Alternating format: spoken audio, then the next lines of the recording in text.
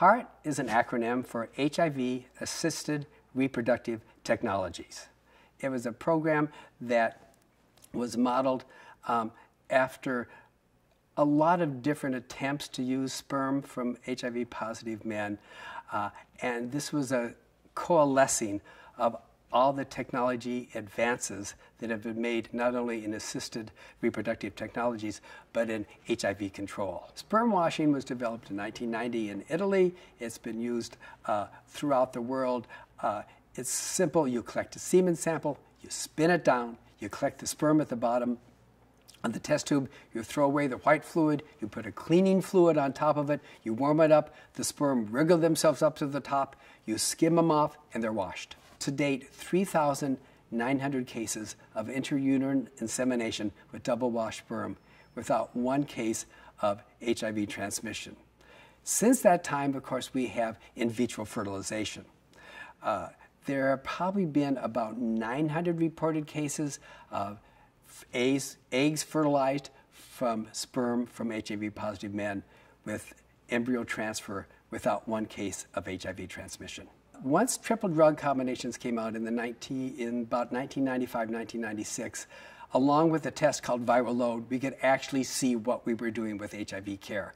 We could give 3 drug combinations and we could see virus in the body, in the blood, get to lower and lower levels till it was finally undetectable. Now, HIV medications have improved and improved and improved, so much so that, first of all, they're much simpler to take, they're extraordinarily well tolerated, and the latest data on life expectancy that's come from the CDC in Atlanta, it matches the Athena cohort, which is the HIV population in the Netherlands, is that if you're your standard 25-year-old young adult, and you pick up HIV at age 25, and assuming you have access to medical care and you're mentally competent enough to take your medications, you should live an additional 52 years. In other words, you have a life expectancy into the late 70s, which is only about 6 months shorter than an 25-year-old HIV negative adult.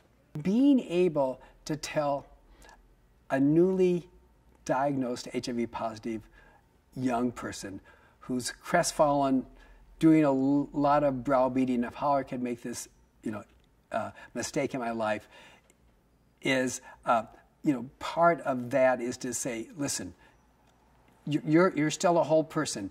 HIV is going to be a long-term, manageable disease for you. You can be a triathlete. You can have long-term career plans.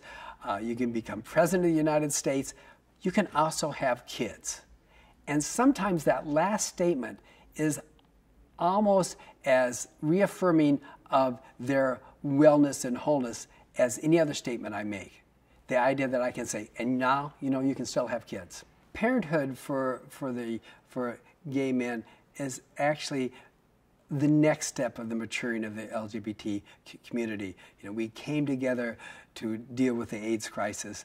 Then we started to have political clout. We started to get recognized in both the Republican and the Democratic Party.